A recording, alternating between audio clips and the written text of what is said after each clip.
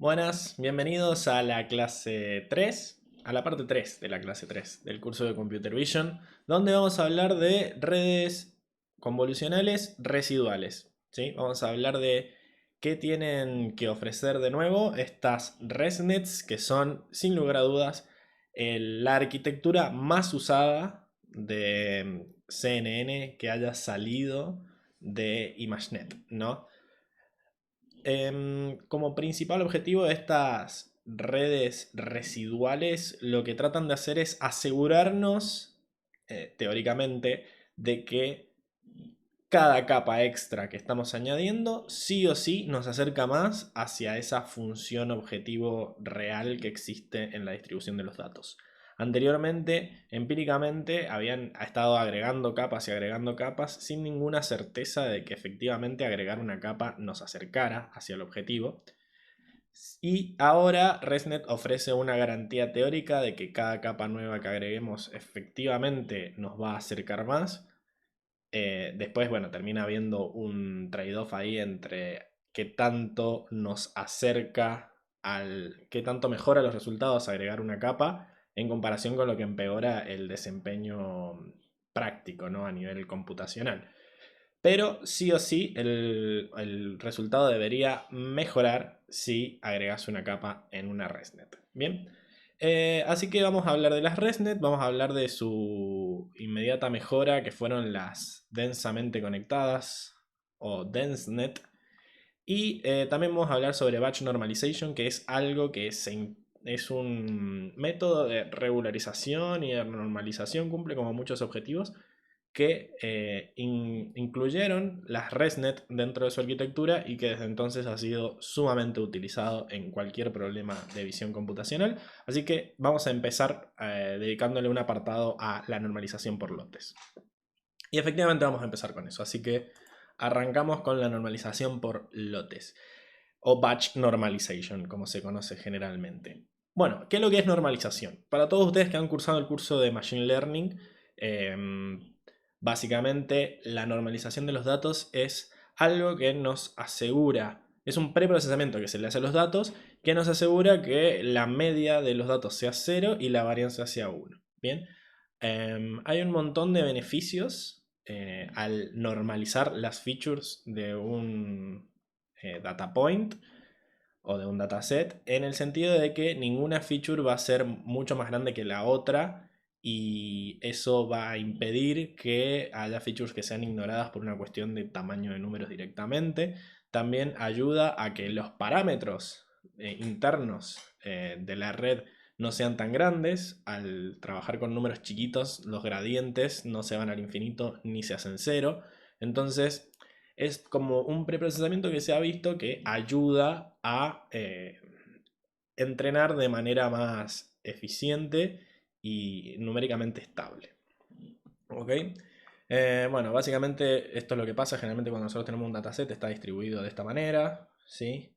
Pero al centrar los datos en cero, es decir, al restarle a todos los datos la media del conjunto, lo que se hace es mover los datos hacia el cero y al dividirlo por la desviación estándar, lo que se hace es comprimirlos para que todas las dimensiones estén dentro de un mismo rango, ¿no? Por ejemplo, acá tenemos dos features diferentes graficadas en estos ejes del gráfico y parece que la feature 2, digamos, la que está graficada sobre el eje Y, toma valores mucho más grandes que la feature 1, ¿no?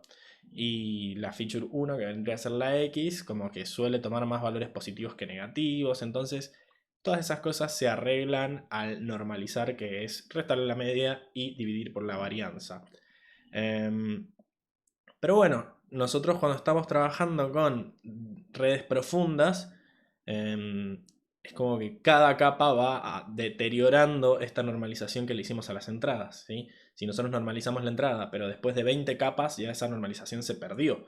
Entonces estaría bueno lograr una normalización que funcione internamente en la red. Es decir, que no solo la primera capa tenga sus entradas normalizadas, sino que todas las capas de la red tengan sus entradas normalizadas, o sea que normalicemos la salida de la capa anterior. Y de ahí surge digamos, esta intuición de hacer una normalización por lotes. ¿Sí? Yo cuando estoy normalizando las entradas puedo normalizar en función de todo el dataset, pero cuando estoy normalizando dentro de la red mientras entrena recibe solo un lote. Entonces lo mayor que puedo hacer, lo más que puedo hacer es normalizar las dimensiones de mis entradas en función de lo que vi como media y varianza de ese lote en particular, y por eso nace la normalización por lotes.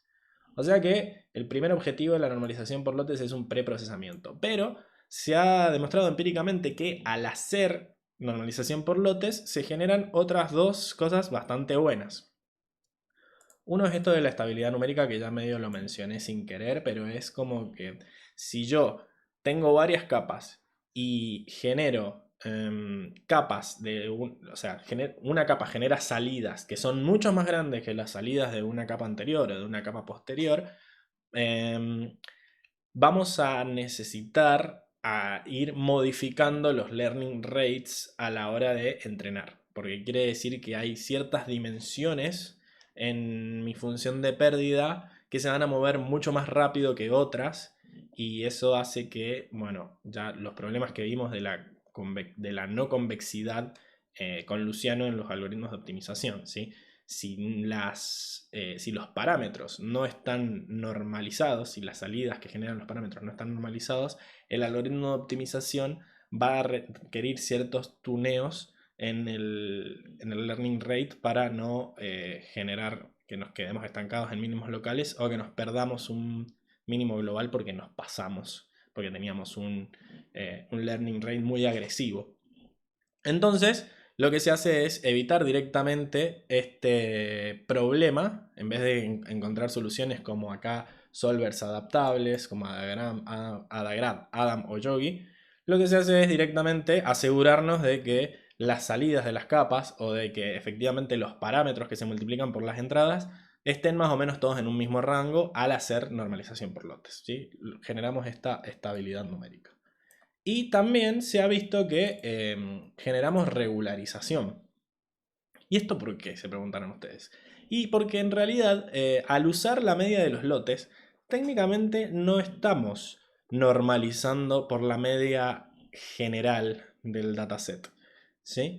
Va a ser una media parecida, eso sí, pero no va a ser exactamente la misma.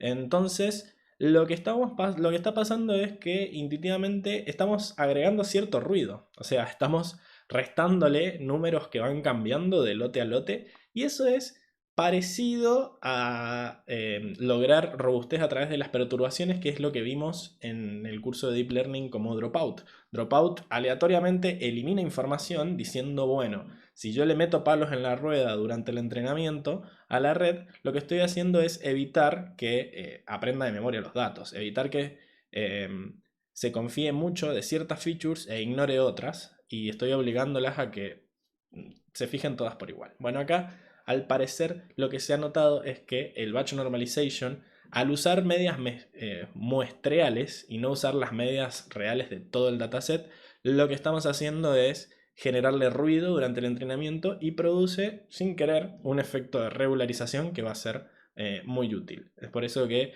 a partir de ahora la mayoría de las redes usan batch normalization en vez de dropout para evitar el sobreajuste. Bien, bueno. Entonces, ¿cómo se calcula esta normalización por lotes? Vamos a ver, esperemos que me responda el mouse. Ahí. Bien. Entonces, esta normalización por lotes tiene esta fórmula de acá, ¿no? Le voy a hacer un poco de zoom. Tuki. Y bueno, básicamente lo que tenemos es una capa, batch normalization, ¿sí? Esta B toda floreada es el lote, el batch, ¿no? Y lo que vamos a hacer es calcular una media del batch y una varianza del batch. Lo que se llama media y varianza muestreal. Es decir, de esta muestra, que es el batch de todo el dataset, le calculamos la media y la varianza como lo hemos calculado toda la vida, ¿no? En estadística. Más acá abajo están las fórmulas de la media y la varianza. La media es básicamente la suma de todos los valores del batch dividido la cantidad de elementos del batch, y la varianza es la diferencia entre cada uno de los elementos del batch y la media elevada al cuadrado. Y algo importante es que la varianza se le suma un epsilon, que es un número muy chiquito pero es mayor a 0, para evitar que cuando la varianza sea 0 estemos dividiendo por 0. ¿Sí? Fíjense que en la fórmula de arriba la varianza es el denominador. Entonces lo que estamos haciendo es que en algún momento se puede romper todo porque dividamos por 0. Le metemos ese epsilon y nos olvidamos del problema. Pero bueno, nosotros lo que hacemos al restarle la media y dividir la varianza es que ahora el nuevo batch normalizado va a tener media 0 y varianza 1. Pero puede surgir la pregunta de ¿por qué? ¿Por qué es bueno que haya media 0 y varianza 1 en vez de tener media 5 y varianza 0,5? Ponele. Puede ser que en algunos problemas ese sea el valor de media genial, el valor de media que hace que todo ande bien. Entonces, para no perder ese grado de libertad y que estemos hardcodeando alrededor de qué punto estamos normalizando, se agregan estos dos parámetros, gamma y beta, que son parámetros propiamente dichos, son aprendibles. Esto va a tener el gradiente igual true, entonces se van a ir modificando para encontrar esos dos mejores valores que hacen que la normalización también ayude a que la función de pérdida disminuya. Bien, el gamma se hace una multiplicación por todos los elementos de este tensor, por eso estamos haciendo el producto de Hadamard, y el producto elemento-elemento, y funciona como escala, es decir, nosotros acá estamos forzando una escala, una varianza unitaria, pero bueno, después al multiplicar todo por esto, vamos a forzar una varianza gamma, ¿ok? Y el desplazamiento es este beta que se suma, entonces, bueno, nosotros tenemos una media 0, pero al sumarle esto a todos los elementos vamos a mover la media, lo que diga ese b. ¿Ok? Entonces, estos dos valores, el mu y el sigma, son valores que se calculan a partir del lote, son medias y varianzas muestreales, y tenemos el gamma y el beta, que son parámetros de escala y traslación propiamente dichos, o respectivamente, que básicamente son parámetros que se aprenden y que se mejoran utilizando backpropagation. Bien.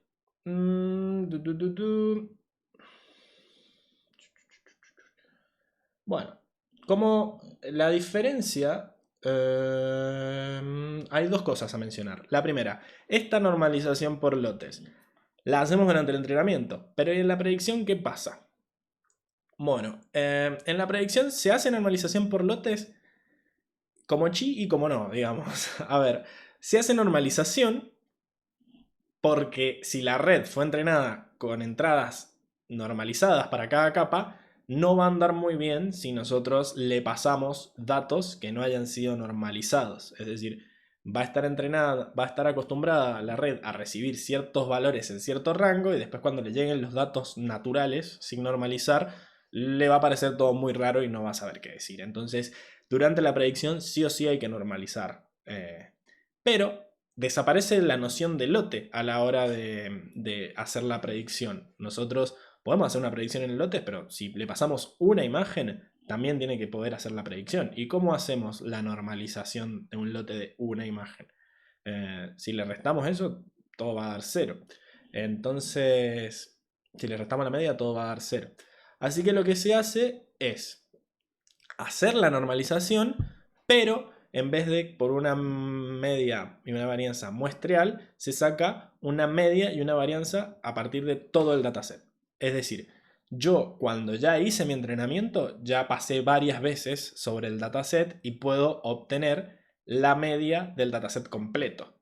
Y puedo obtener la media, la varianza del dataset completo. Entonces, a medida que voy entrenando, yo voy calculando las medias y las varianzas del lote y voy también armando o modificando una media y una varianza móvil que se llama, que es la media y la varianza de todo el dataset, que se va a ir actualizando con cada epoch Y al finalizar ya queda fijo esos valores, ¿sí? Cuando termina el entrenamiento quedan fijos para siempre la media y la varianza que se usan para normalizar durante predicción, ¿ok?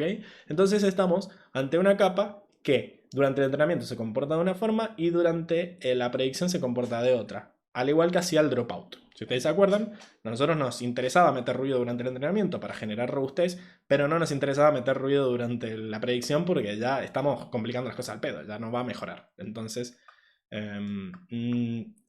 se usaba de una forma en entrenamiento y de otra forma en predicción. Y además, la normalización por lotes cambia dependiendo si vamos a usar una capa densa o una capa convolucional, en función de que son distintos los tamaños de entrada. Bien, la capa densa es súper fácil. El paper propuso meter la capa batch normalization entre la salida de la capa densa. Recuerden que una capa densa es multiplicarlos por los pesos y sumarle un sesgo. A la salida de eso le hacemos la normalización y después le hacemos la función de activación. ¿Ok? O sea que la función de activación, o la ReLU, la sigmoide, lo que usemos, se aplica a la salida ya normalizada. Bueno, eso es fácil. El tema es cómo hacemos con las capas convolucionales. Bueno, en las capas densas, una neurona sería el equivalente de un canal en un feature map, ¿sí? Es decir, nosotros en una capa densa le decimos que tiene 15 neuronas y le pasamos el 15 para construirlo. En una capa convolucional nosotros le pasamos el tamaño de kernel, pero también le pasamos la cantidad de canales de salida. O sea que la analogía de la cantidad de neuronas en una capa densa es la cantidad de canales en una capa convolucional. Así que lo que antes hacíamos de normalizar cada neurona en función del batch, ahora vamos a normalizar cada canal en función de todas las otras dimensiones, o sea, de la dimensión del batch, pero también de la dimensión de el ancho y el alto. Esto es tratando de que la normalización por lotes también sea invariante a la escala, invariante, perdón, a la traslación y también sea local. ¿Ok? Entonces, esto se va a hacer un batch normalization por cada canal. ¿Ok? A través de todo el canal se calcula, a través de todo el canal, de todos los elementos del lote, se calcula la media y la varianza móvil. Bien. Y bueno, durante la predicción ya dijimos que el ruido en la media y la varianza de la muestra que surge de estimar cada uno en minilotes ya no son deseables, porque ya no queremos que haya ruido. Esto es la misma razón por la que apagamos el, ¿cómo se llama? El dropout durante predicción. Y además hay veces que, como ya dije, no tenemos un lote para calcular normalización por lotes. Así que tenemos que hacer una normalización, pero en base a esta media y varianza móvil que calculamos durante el entrenamiento y ya quedó fija. Entonces vamos a implementar esta función batchNorm.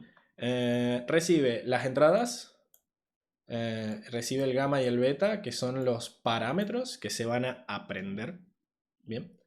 Y además recibe moving mean y moving bar, que van a ser estos, la media y la varianza móvil que se usan en caso de que el modelo ya esté entrenado.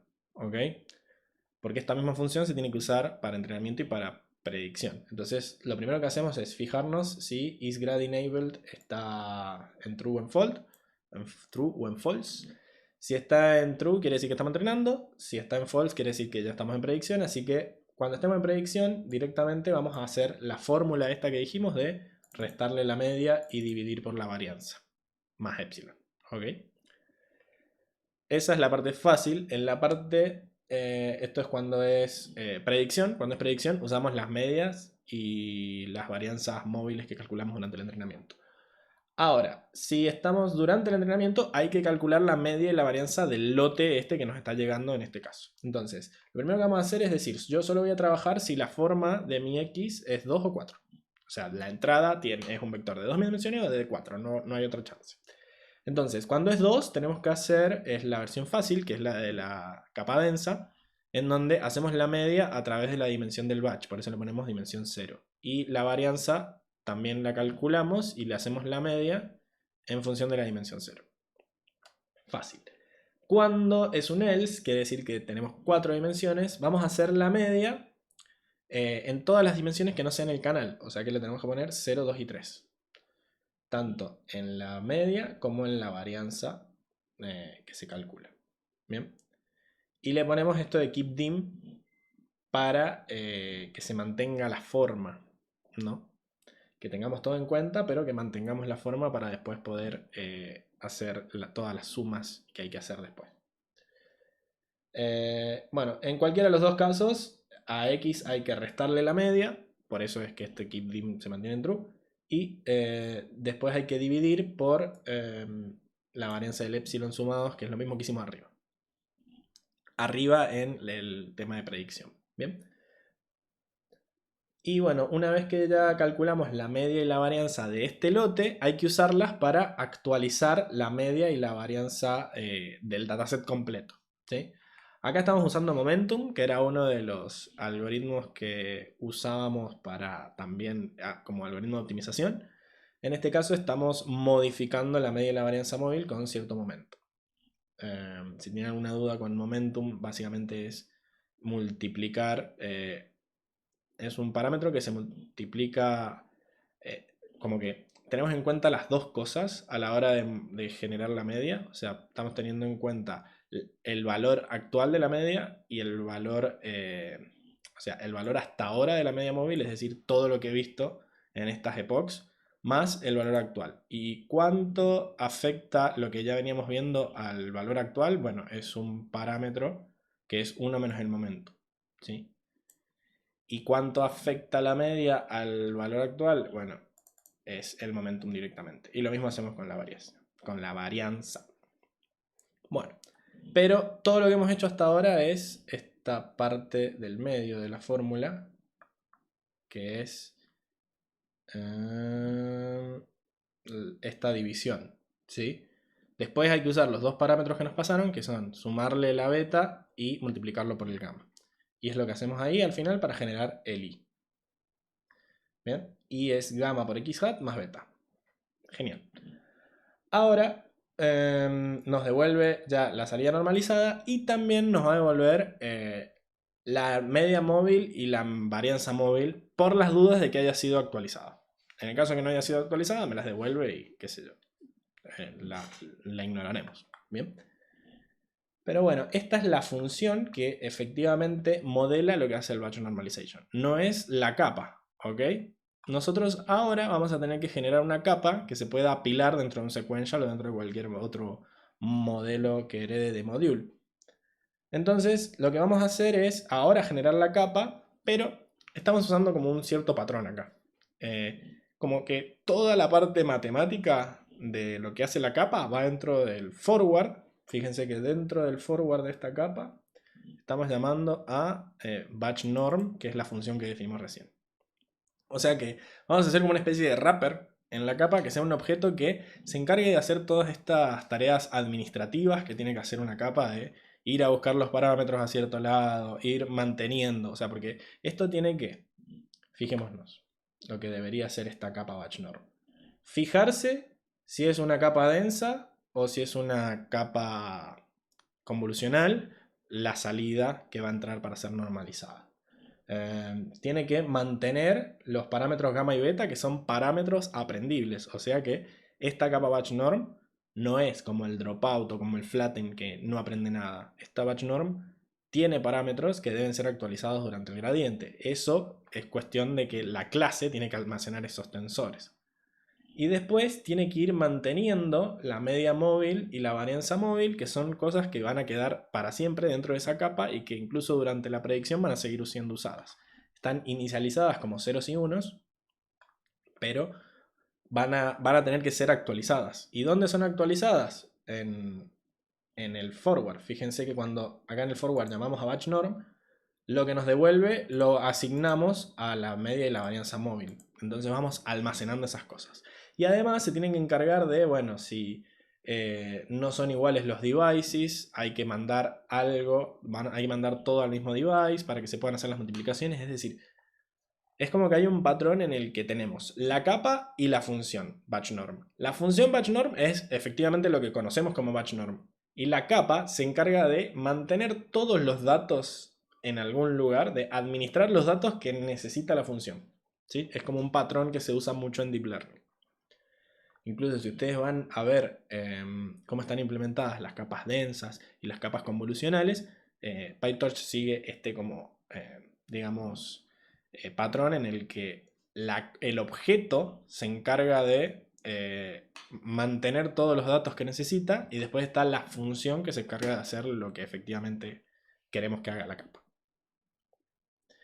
Bueno, ¿y cómo usamos este batch normalization? Bueno, por ejemplo, usemos Lenet, que era la primera de mis redes, y lo que hacíamos es, después de cada capa o convolucional o densa, meter un batch norm. Entonces, acá tenemos una convolucional, le metemos un batch norm y le decimos que tiene 4 dimensiones la entrada. Acá hay otra convolucional, después un batch norm. Bien. Acá están las capas densas, le metemos un batch norm pero con dimensión 2. Y acá hay otra capa densa, batch norm con dimensión 2. Bien. Es lo que... Y fíjense que ya no necesitamos usar dropout, ni regularización, ni nada de estas cosas porque estamos metiendo batch norm. Entonces, en cierta forma sería redundante que una red tuviera las dos cosas, porque ya está comprobado que batch norm también agrega regularización. Bien.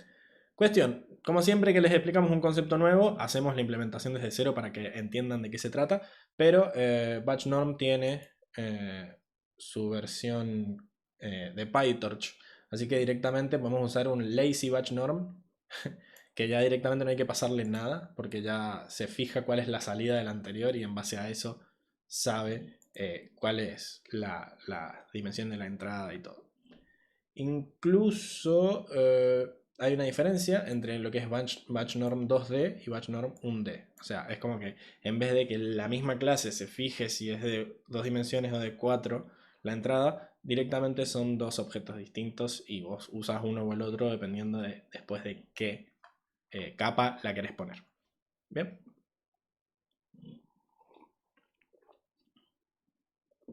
Bien, sigamos.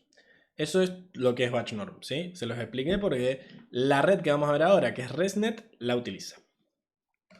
¿Y qué es lo que es un ResNet? Me preguntarás vos. Bueno, básicamente ResNet, como ya les expliqué, es una red que se encargó de asegurarse de que cada capa nueva que se agregue sea sí o sí para mejorar el resultado. Mejorar o igualar el resultado. Que no por agregar y agregar capas a lo tonto voy a empeorar el resultado. ¿Ok? A lo sumo empeoraré los tiempos de entrenamiento o los tiempos de predicción, pero los resultados obtenidos van a ser iguales o mejores. ¿Cómo es esto? Bueno, básicamente es lo que llamamos clases de funciones. No me había gustado esta traducción, yo le había puesto familias, pero me quedó el título sin cambiar. Bien, entonces, supongamos que esta F mayúscula coqueta, es la familia de funciones que puede alcanzar una arquitectura de red específica. Es decir, qué sé yo, una BGG 18. ¿Sí? Bueno, esa BGG 18 es la arquitectura específica. Ahora, pueden haber los parámetros dentro de esa BGG 18, pueden tomar infinitos valores, ¿no? Bueno, esos valores, cada uno de esos modelos que se pueden generar usando una arquitectura BGG 18 son la familia de funciones que se pueden generar a partir de esa arquitectura. Bien. Ahora, estas F minúsculas es cada uno de esos modelos que pertenecen a la familia y no tenía que hacer doble clic. Bueno, supongamos que mi problema tiene una F asterisco, ¿no? La función de verdad, digamos, que yo quiero aproximar a partir de los datos es una F asterisco. En el mejor de los casos, esa F asterisco está dentro de la F mayúscula de esa familia de funciones que mi arquitectura puede generar. En ese caso, joya, eventualmente la voy a encontrar, porque está dentro de mi familia.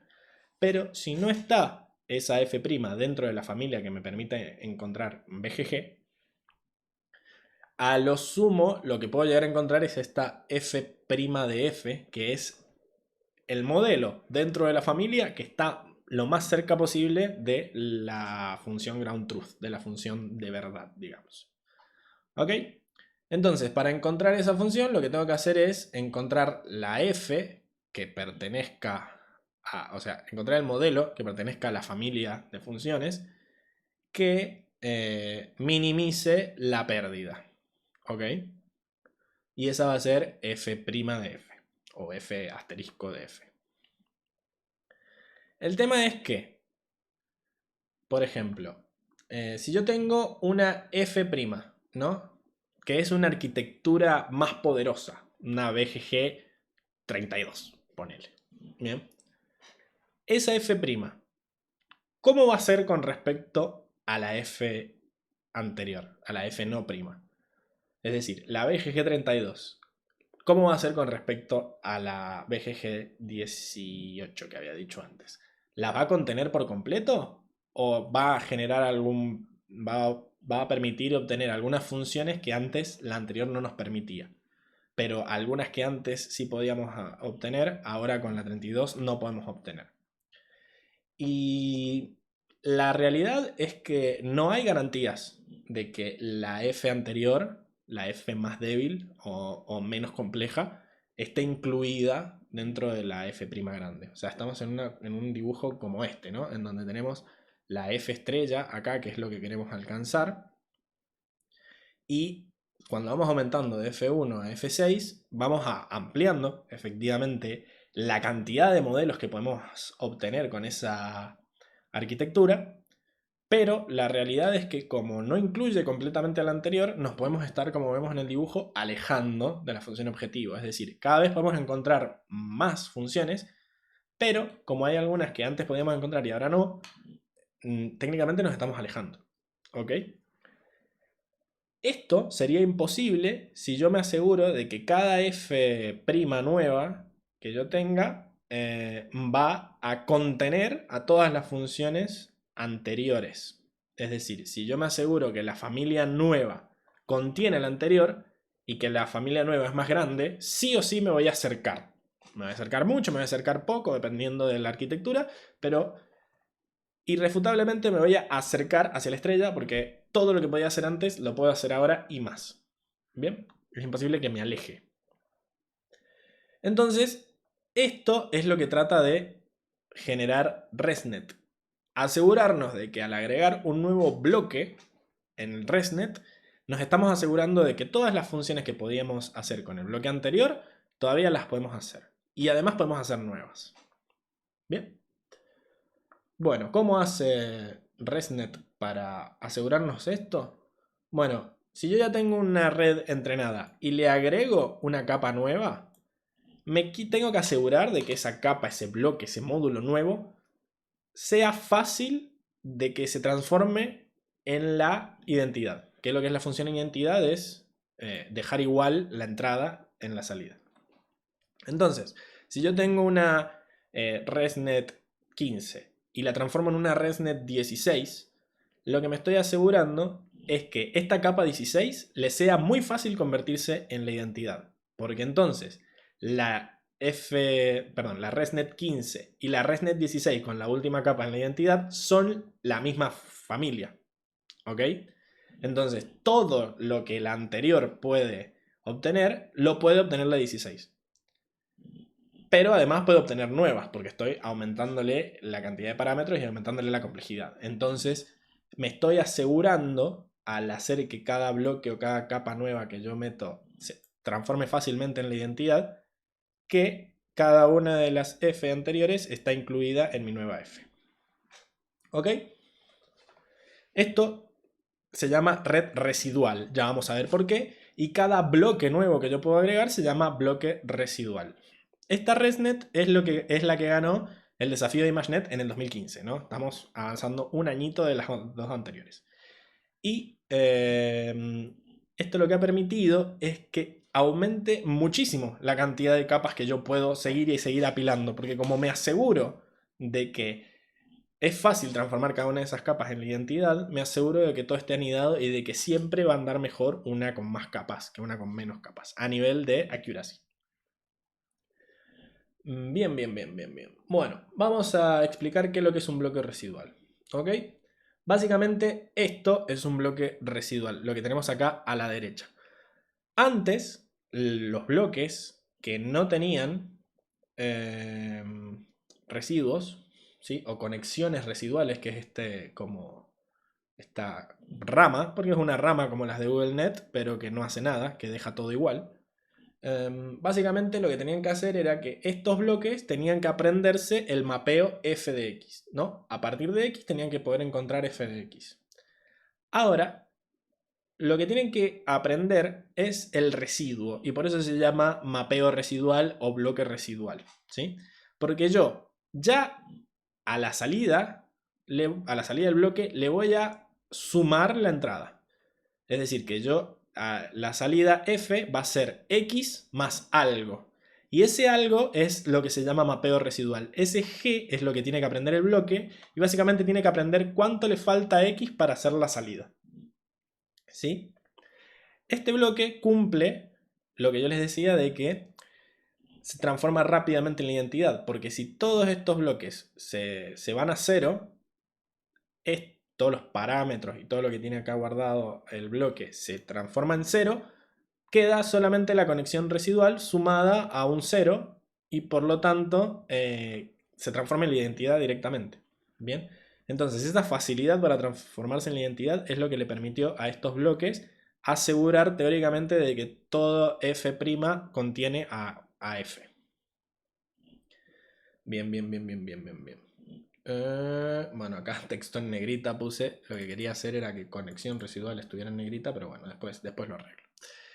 Cuestión que, bueno, ResNet también tiene estos bloques residuales, usan exactamente lo que decía BGG, ¿no? Usan convolucional de 3×3, ReLU, convolucional de 3×3, ReLU.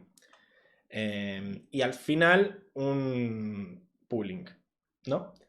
El tema es que, punto número 1, mete batch norm, que es lo que acabamos de explicar arriba, normalización por lotes. La salida de toda capa convolucional tiene su normalización por lotes para asegurarme de que a la siguiente capa le lleguen entradas normalizadas. O sea que es convolucional batch norm ReLU, convolucional batch norm. Y antes de la otra ReLU, lo que se hace es sumarle la conexión residual, sumarle la entrada. ¿Ok? Entonces, lo que aprende el bloque ahora es el mapeo residual, como dijimos antes. Fíjense que para hacer esta suma, sí o sí, la cantidad de canales que tiene la salida del bloque, la salida del mapeo residual, digamos, tiene que ser sí o sí igual a la cantidad de canales de entrada, porque si no, no voy a poder hacer esta suma. Bien.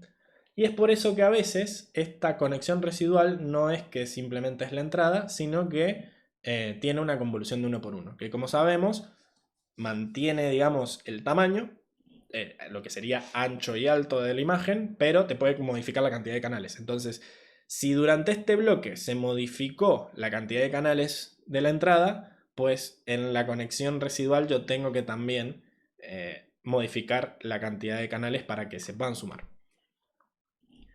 Ok. Y bueno, veamos cómo se implementa esto, ¿no? El residual block va a tener dos capas convolucionales de 3×3 y padding de 1 para mantener la dimensionalidad. Y bueno, hay un booleano que dice si vamos a tener un bloque residual así como el de la izquierda o así como el de la derecha, ¿sí? Que se llama use 1×1 comp. Ahí me mezclé todos los idiomas, ¿no? Pero básicamente, si está activado ese booleano, agrega esta convolución de 1 por 1 que se llama selfcom3. Y si no, selfcom3 no es nada y no existe. Y también tenemos los dos batch norm 2D. Y fíjense que es bastante simple la función forward, no es directamente self.net porque ahora también hay sumas, no es un sequential ya, pero es bastante fácil porque tenemos i, que bueno, va a ser la salida de la primer convolucional batch norm ReLU, eso entra al segunda convolucional batch norm, esta i se va a sumar con x, ¿no? Que x es la entrada de la x, pero que pasó por esta comp3, si es que existe esa comp3. O sea, puede ser que x sea la entrada, en el caso de tener el bloquecito a la izquierda, o que sea la entrada que pasó por la convolucional de acá, como en el de la derecha. Y bueno, la salida del bloque le aplicamos esa última ReLU que se ve acá en la imagen. Y es un bloque BGG que le metimos una conexión residual. Bien. Bueno, acá para que vean un poco las formas, si entran 4 imágenes de 3 canales y de 6x6, al aplicarle el bloque residual van a salir lo mismo. ¿Ok? Fíjense que acá le estamos diciendo que no use la convolución de 1x1, que use la versión del bloque de la izquierda que mantiene los canales. ¿Ok?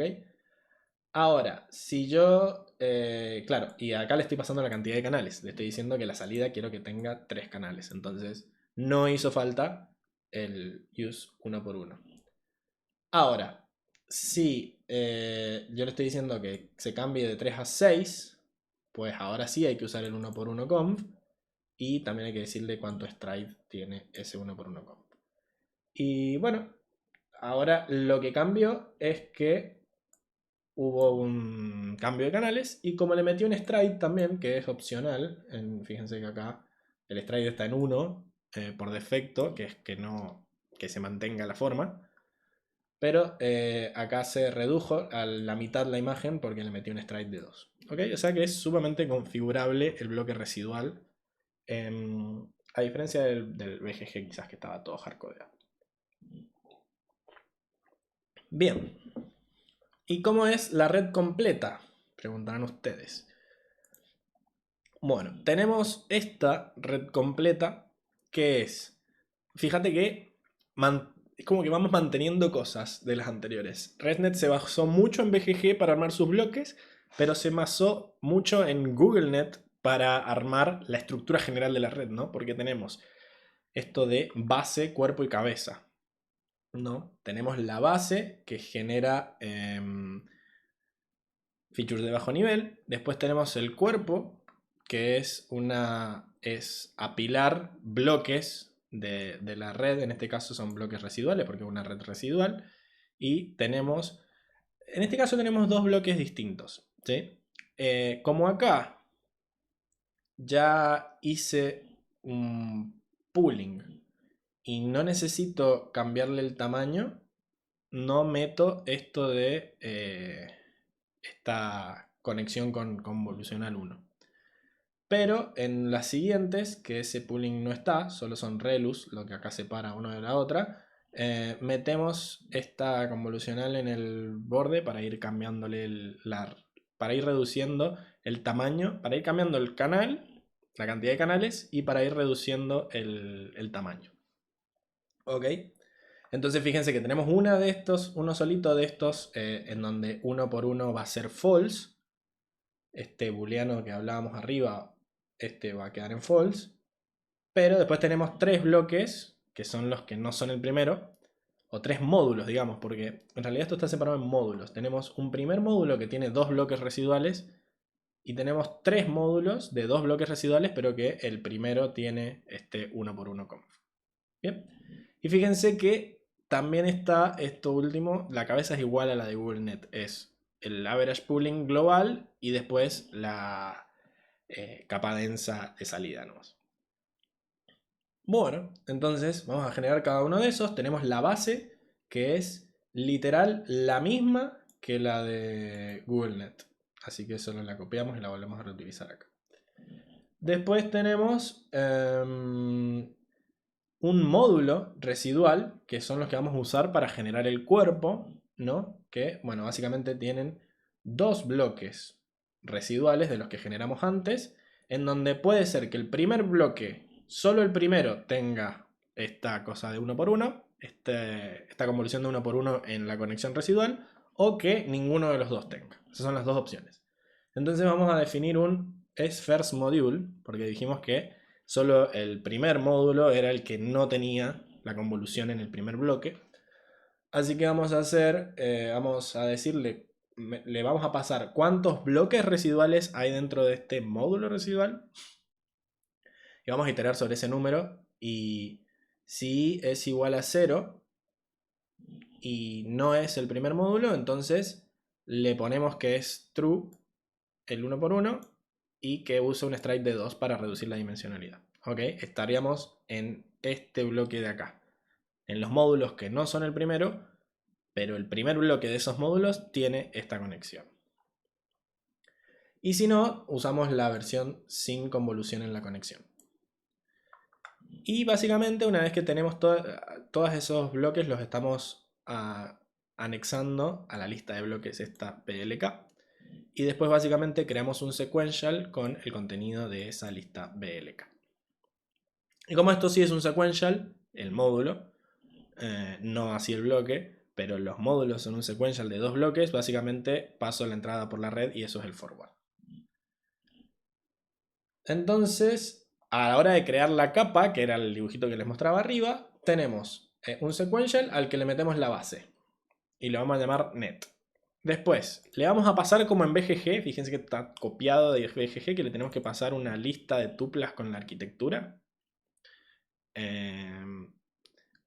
En donde vamos a ir iterando sobre esa arquitectura y le vamos a poner un bloque i+2, ¿no? Entonces el bloque 0, el primero, o sea, el elemento 0 de esta lista de tuplas va a generar el bloque 2, el 1 va a generar el 3 y así, porque el B1 técnicamente sería la base. Y fíjense que vamos a generar un res module, que era un módulo residual como dijimos antes, en donde le vamos a pasar toda la información que haya en esta variable arch y le vamos a decir que va a ser el primer módulo, sí, solo sí, y es igual a 0. Así que en el caso de que sea el primero, va a activar que es el primero, y si no es el primero, no lo va a hacer.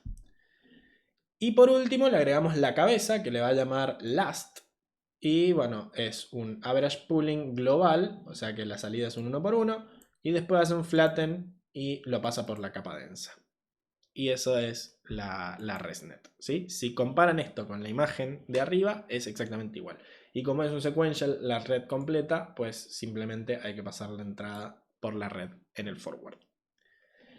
Y está tan basado esto en BGG que además, al igual que BGG, también tenemos diferentes instancias de ResNet en función de cuántas capas usemos. Tenemos acá la ResNet 18.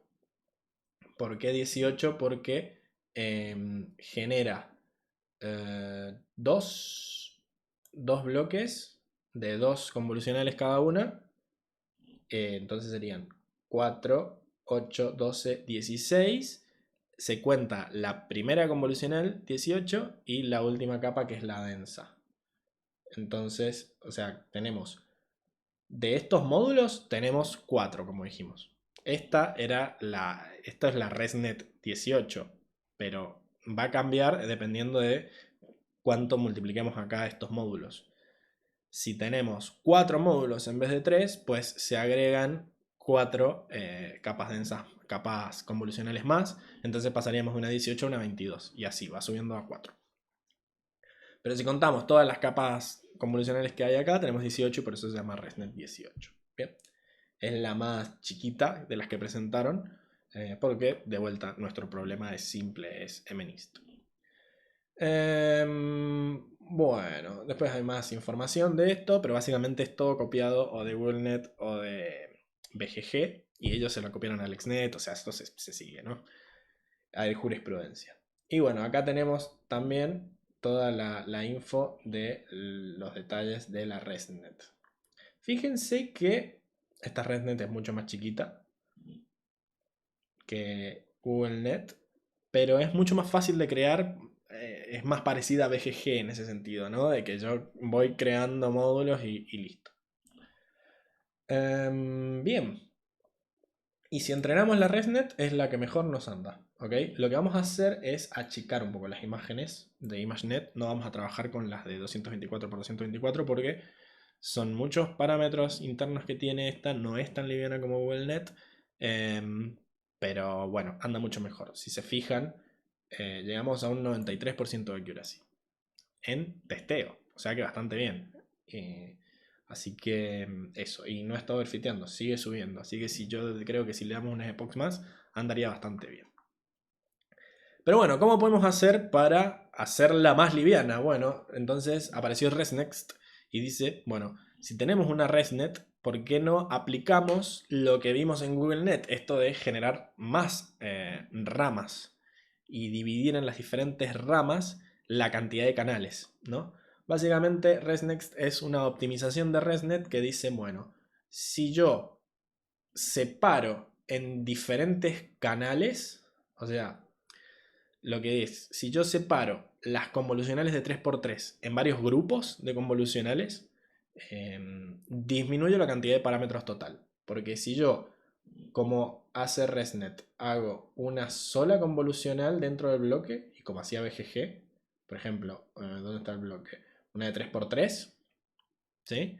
Sería la cantidad de parámetros 3×3 por cantidad de canales de entrada por cantidad de canales de salida. O sea que esto tiene un orden de complejidad de el canal al cuadrado. Porque nosotros sabemos que los bloques mantienen la cantidad de canales de entrada y de salida. Por eso decimos canal al cuadrado. Ahora, si yo esa convolucional, en vez de aplicarla así a lo tonto, la separo en varias convolucionales, ¿sí? En donde la cantidad de canales se divide por la cantidad de grupos que yo tengo, la dimensionalidad sería, ¿dónde está la fórmula? Acá. Pasa de ser canal de entrada por canal de salida a G, porque ahora tengo G grupos, donde cada grupo tiene una cantidad de canales dividida por la cantidad del grupo, tanto de entrada como de salida, porque los bloques de uno son la entrada del otro y viceversa. La salida de un bloque es la entrada del otro. Entonces, como los dos canales están siendo divididos por G, y yo solo estoy multiplicando una vez por G porque tengo G grupos, lo que va a pasar es que se van a tachar estas dos G, pero va a quedar una G dividiendo viva. Entonces se disminuye la cantidad de operaciones G veces y también se disminuye la cantidad de parámetros G veces. O sea, esta técnica de separar en ramas, como hacía GoogleNet, les benefició a ResNet para hacerla más livianita en cuestión de que corra más rápido y de que tenga menos parámetros. Ok, entonces, bueno, eso. Generamos un ResNet block en donde tenemos un groups, ¿sí? Que es la cantidad de grupos que hay, ¿sí? Y tenemos un bot de bottleneck, de cuello de botella, ¿no? En donde groups va a ser cuánto va a ser G y la cantidad de grupos de convolucionales que va a haber. Y tenemos bot channels que van a ser los canales de cada uno de esos grupos. ¿Ok? Entonces fíjate que bot channels va a ser la cantidad de canales total del bloque por bot mul. Bien, o sea que esto lo va a dividir a la cantidad de canales, tiene que ser un número entre 0 y 1. Y después lo que hacemos es pasarla por una convolucional de 1×1, una convolucional de 3×3 y una convolucional de 1×1.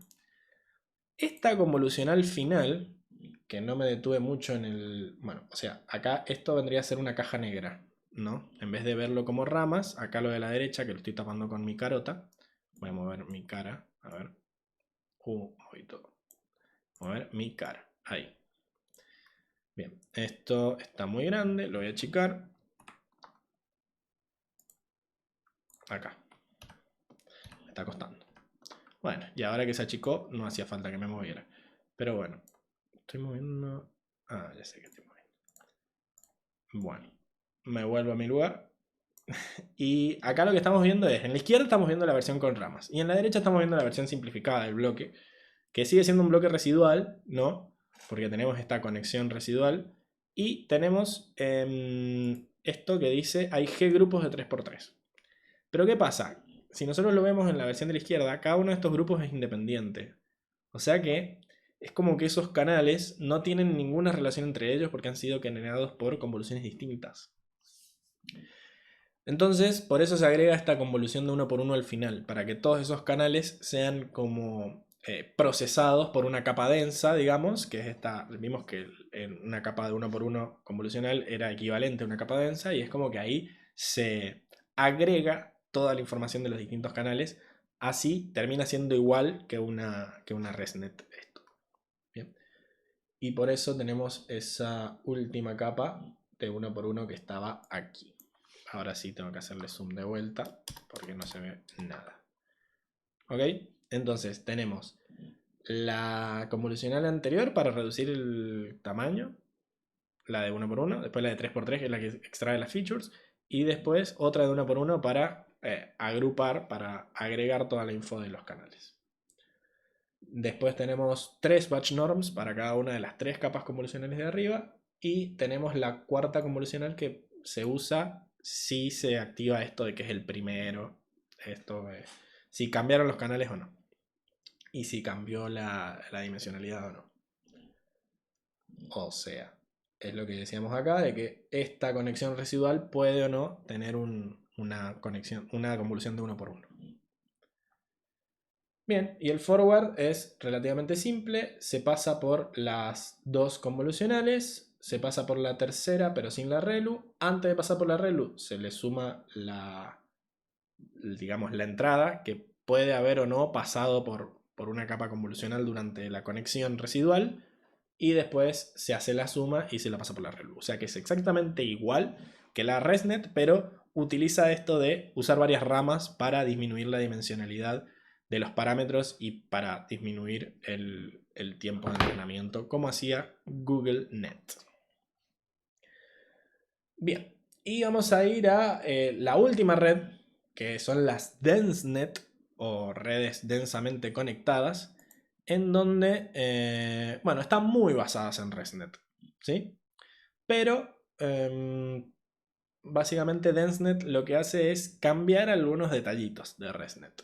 En vez de sumar, usa la operación de concatenación, ¿sí? Es decir que lo que yo voy a hacer es que en vez de meter una conexión residual que sume, voy a meter una conexión residual que concatene. Es decir que la entrada de mi capa, que en realidad es la salida de la capa anterior, se va a sumar a la salida de mi capa. Es decir, voy a usar para generar la salida de mi capa la salida de la capa anterior, pero al final de cuentas la decisión se va a tomar mirando todas las salidas de todas las capas. Y se dice que está basada en un patrón de conectividad porque en realidad todas las capas están conectadas entre ellas. Ya no es que hay un solo residuo por bloque, sino que hay una conexión entre todas las capas. Hay un dibujo muy bonito acá que compara a ResNet con DenseNet, ¿sí? ResNet lo que hacía era la entrada del bloque se lo sumaba a la salida del bloque. Y eso se llamaba conexión residual. Bueno, ahora DenseNet lo que hace es la entrada del bloque, que es la salida del bloque anterior, se va a concatenar a todas las salidas siguientes. Entonces fíjate que esta entrada del bloque amarillo se concatena con todas las otras salidas. Y esta salida del bloque amarillo, o la entrada del bloque naranja, se concatena con todas las salidas que vienen después. Y por eso se llama DenseNet, porque al final parece una capa densa en donde todas las salidas están conectadas con todas las siguientes. ¿Ok? Es como que en vez de sumar y que en el resultado haya afectado las dos cosas, la entrada y la salida del bloque, acá directamente lo concateno. Entonces es como que tengo un canal para cada bloque. Y esto es lo que dijo el bloque 1, esto es lo que dijo el bloque 2, esto es lo que dijo el bloque 3. Y no se han mezclado en la suma, sino que básicamente te doy todo a vos, capa densa, que tomás la decisión. Bien. Matemáticamente, ¿cómo funciona esto? Bueno, a f0 más x, esto en realidad es como esto es la expansión de Taylor, ¿no? Es una serie que básicamente lo que hace es expresar una función como una descomposición en términos de un orden cada vez más alto. Bien, entonces es como f0 más x por la derivada de f0, o sea, f en 0 más x por la derivada de f más x por la derivada segunda y así. Acá es más o menos lo mismo porque está concatenando, digamos, las salidas de diferentes capas en diferentes órdenes. Acá estaba la fórmula que quería mostrar, que era esto de que al final la salida producida por x, después de un bloque denso, digamos, va a ser x, que entró como entrada a la primera capa, la salida de la primera capa, que depende de x, la salida de la segunda capa, que va a depender de x y de f1, porque están concatenadas para hacer la entrada de F2. La salida de la tercera capa que va a usar como entrada, la salida de la primera capa y la salida de la segunda, y así. Bien, como que todo se va concatenando y a la quinta capa le va a llegar lo que dijo la entrada, lo que dijo la primera, lo que dijo la segunda, lo que dijo la tercera y lo que dijo la cuarta. Se va agrupando. Bien. Bueno, la verdad que no va a cambiar mucho la implementación de un bloque denso con respecto a lo que es un bloque residual. Acá hay otro GIF que lo explica mejor, ¿no? Entonces tenemos la salida, a la salida se le agrupa la entrada de ese bloque y así vamos entrando, se va concatenando todo.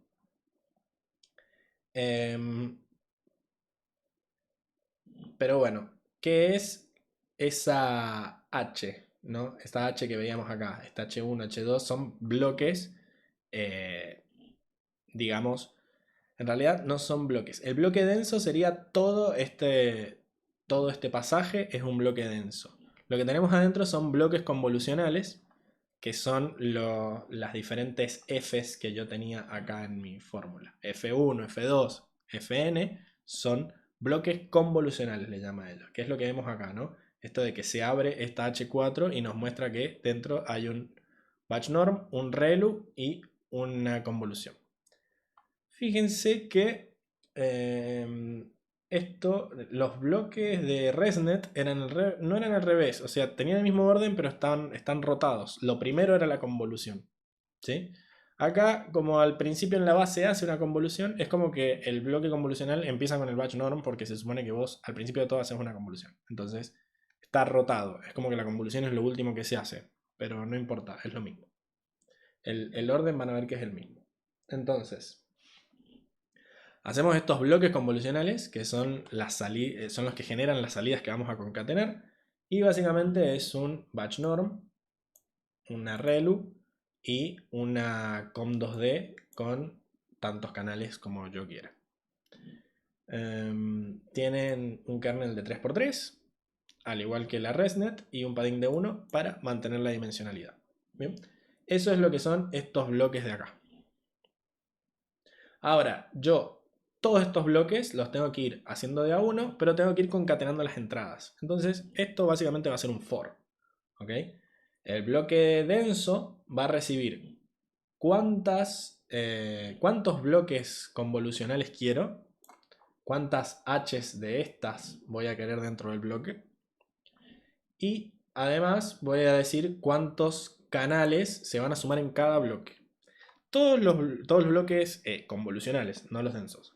Todos los bloques convolucionales van a sumar la misma cantidad de canales a la salida. O sea, van a producir la misma cantidad de canales como salida y es lo que se va a conectar, lo que se va a concatenar a la salida que estamos juntando con todos los bloques anteriores. Eso se llama tasa de crecimiento. ¿Sí? Tasa de crecimiento K, que acá estamos llamando num channels. Bien. Y básicamente lo que vamos a hacer es acá vamos a llamar una lista layer, ¿sí? Y layer va a obtener todos los bloques convolucionales que yo diga, tantos como le pase acá en numcoms. Si en la imagen esta tenemos desde H1 hasta H4, bueno, este es un bloque en donde le pasé que quería 4 bloques convolucionales. Bien, entonces va a hacer un for y va a meter todos esos bloques convolucionales en la lista. Y después va a hacer un sequential con los bloques que hay en esa lista. Fíjense que el forward no es directamente hacer el net, sino que por cada bloque que haya en esta red, le aplicamos la entrada al bloque y la salida la concatenamos con la entrada. Mucho más simple que ResNet, porque en vez de sumar hay que hacer la concatenación y listo. ¿Ok? Y bueno, se concatenan en la dimensión 1, o sea que se concatenan los canales. Y devolvemos eso. Y eso es un bloque denso. Bien. Entonces, por ejemplo, acá vamos a crear un bloque denso que tenga 2 bloques convolucionales y que cada bloque agregue 10. Entonces, esta es la cuenta esta. Si nosotros le metemos como entrada algo que tiene 3 canales, que es una imagen a color, la salida después de este bloque denso va a ser de 23, porque cada uno de estos bloques le va a agregar 10 canales y esa va a ser la tasa de crecimiento. ¿Ok?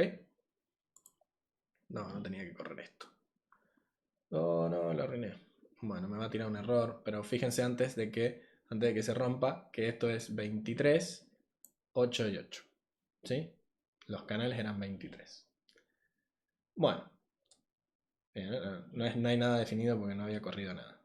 Pero bueno. Bien. Cuestión. Esto, voy a achicar un poco. Fíjense cómo cambia de ResNet a DenseNet. Nosotros antes en ResNet teníamos una cantidad de canales de entrada y una cantidad de canales de salida. Y esta complejidad era C al cuadrado, como habíamos dicho antes, que era algo que ResNext trataba de arreglar utilizando múltiples ramas. Acá DenseNet dice, yo como mis bloques convolucionales van a ir agregando un tamaño K, la diferencia, la cantidad de parámetros va a depender de K y no de C. O sea, va a ser, hasta ahora teníamos un L por K, donde L es la cantidad de bloques que habían pasado hasta ahora, y yo le voy a agregar otros K. Así que la cantidad de parámetros de este bloque es K por L por K. Y como K es mucho más chico que C, C es la cantidad de canales que tengo un bloque residual que es, digamos, está alrededor de los 100 y algo, ¿no? 200, o sea, está alrededor de los cientos. Pero nuestra K está alrededor de 10, 5, la defino yo. O sea, es mucho más chiquita K que C. Entonces, esta complejidad computacional es mucho menor. Lo cual es una de las ventajas, ¿no? La segunda ventaja es que ayuda a esto muchísimo a que el backpropagation llegue a todas las capas. La ResNet ayudaba también, porque metía una conexión extra, entonces es como que a las primeras capas puedo llegar a través del camino central o a través de las conexiones que voy a llegar más rápido. Pero acá hay tantas conexiones que el backpropagation llega mucho más rápido a todas las capas del principio. Algo que tenían de malo las redes muy profundas al principio es que eran tan profundas que el backpropagation al ir hacia atrás era como que el gradiente se iba desvaneciendo y no terminaba modificando tanto las primeras capas. ¿Ok? Pero esto ayuda a que el backpropagation mejore. También diversifica las features, porque yo al ir concatenando, el que tome la decisión al final del bloque va a tener features de todos los niveles de complejidad. Nivel de complejidad 1, 2, 3, 4, 5. Todas van a estar concatenadas. Entonces hace una cosa parecida a lo que hacía Google Net dentro de sus bloques Inceptions, que generaba por distintas ramas diferentes calidades de features y después las concatenaba todas. Bueno, acá está haciendo lo mismo. ¿Sí? Bien. Además de lo que ya dijimos de que tiene una mayor eficiencia computacional y una eficiencia de memoria. Estas tres son las principales ventajas que ofrece DenseNet. Y ustedes estarán pensando, ¿por qué yo nunca en la vida había escuchado hablar de DenseNet, pero sí había escuchado hablar de ResNet? Bueno, y es porque todas estas capas que se concatenan traen un problema a nivel de memoria.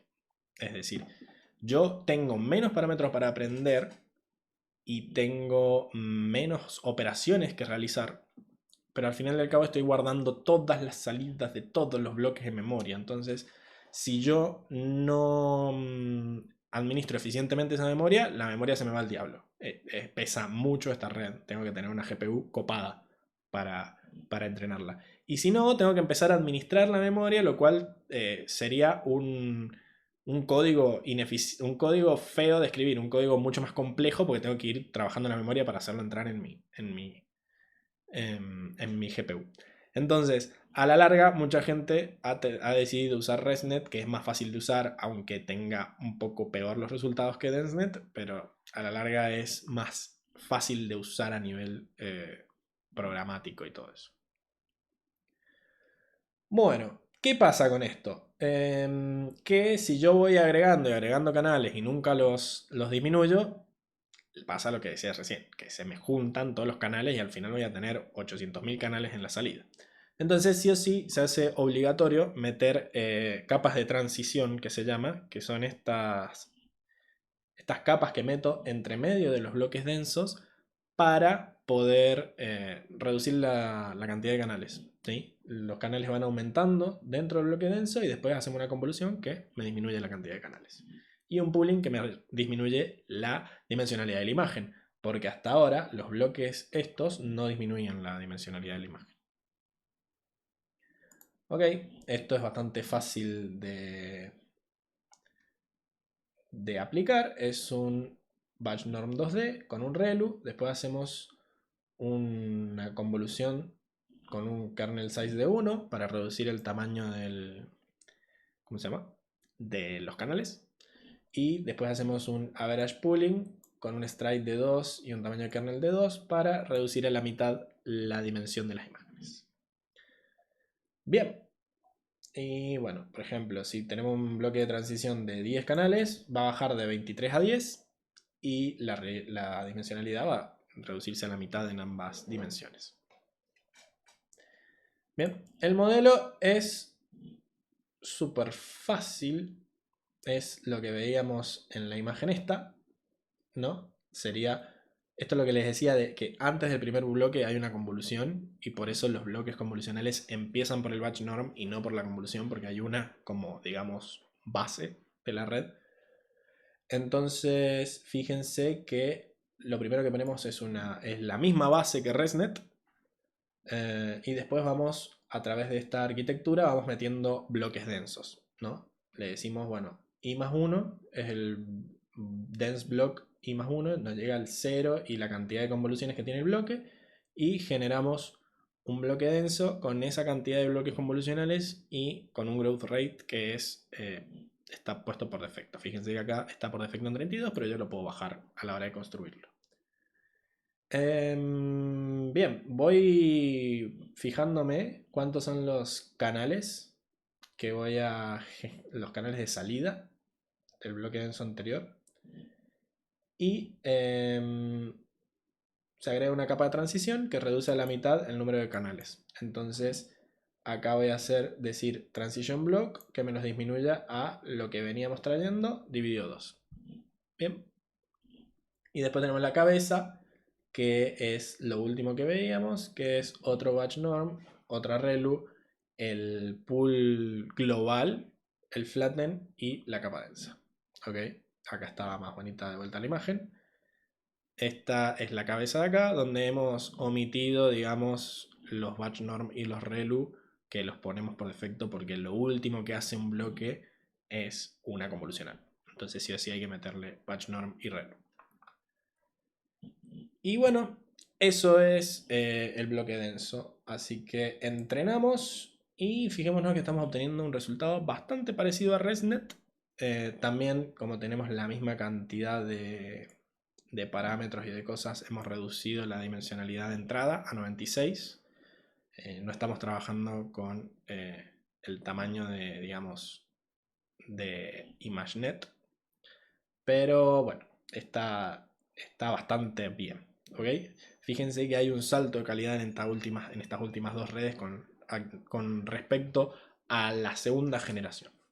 Y acá estaba esto de que, bueno, todo esto trae un alto consumo de memoria que, bueno, si lo dejas como está, te come toda la memoria de la GPU, y si no, vas a tener que hacer implementaciones más eficientes que en esto de que están moviendo de la memoria para acá y para allá, terminan siendo más lentas a nivel de tiempo de entrenamiento.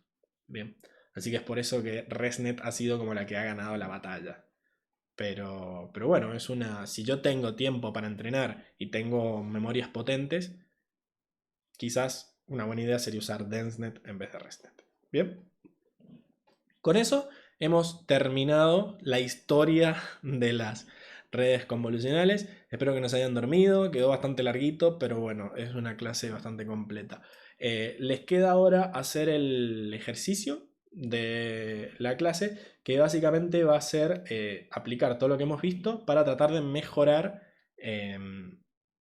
sobre CIFAR 10, que es un dataset un poquito más complejo que MNIST, mejorar la predicción en testeo de una red base que les damos nosotros, ¿sí? Pueden usar cualquiera de estas redes y ver si mejora, o pueden ir cambiando cosas a mano si no quieren usar directamente una de estas, ¿ok? Y nos queda un pedacito más de una clase que es ver Transformers para visión, que va a ser cortita esa en teoría, y la idea sería que se queden con la idea de que se puede usar Transformers. Bien, nos vemos en la próxima parte.